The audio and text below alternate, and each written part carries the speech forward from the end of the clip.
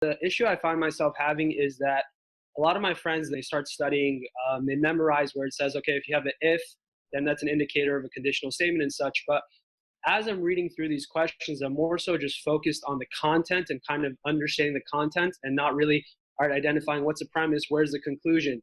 I'm still getting those answers right. So I wanted to ask you pretty much is, how does one go about effectively identifying a conditional statement or different type of questions without having to memorize these key words, if, then, since, and all these different things? Because I feel like there's so many different indicators and one can get lost. That's a great question. Thanks for that. So there are a lot of indicators out there, and I wouldn't necessarily aim to memorize them with flashcards. If that's what it takes, though, I would do it because it is incredibly important to recognize what's a sufficient indicator, what's a necessary indicator. It's important to know those on the LSAT, especially so for games involving conditional rules, but also in logical reasoning to a lesser extent. But your point is a valid one, and I agree with you actually that certain resources overemphasize the importance of diagramming or of thinking of things in a conditional way on the logical reasoning section. Most logical reasoning arguments are informal in nature, meaning that diagramming isn't going to do a whole lot for you, and most of them don't even involve multiple conditionals. So the cases where diagramming is useful is when you see multiple conditional statements that can be linked together. And also another indicator of diagramming being useful is when they're not talking in a way that anybody would talk in everyday life. So if you have lots of very formal conditional statements that are leading to something that are linking together in some way, then you may want a diagram.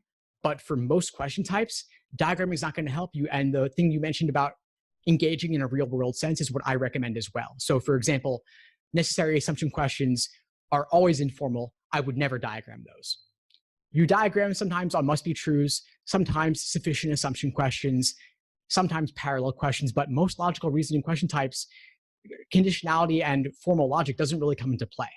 So I think too many students overemphasize diagramming and they try to treat it as a crutch, when in reality, all you're doing is turning the variables or the proper nouns in the stimulus into letters, but it's not actually getting you anywhere further.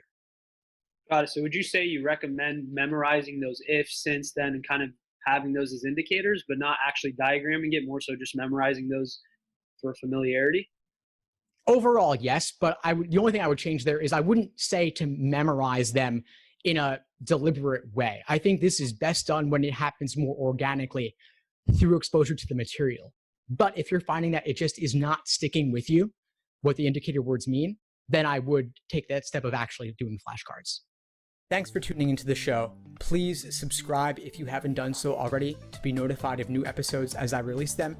And feel free to reach out if you need anything at all as you move forward with your prep. I'm happy to help however I can. In the meantime, I'll wish you all the best and take care.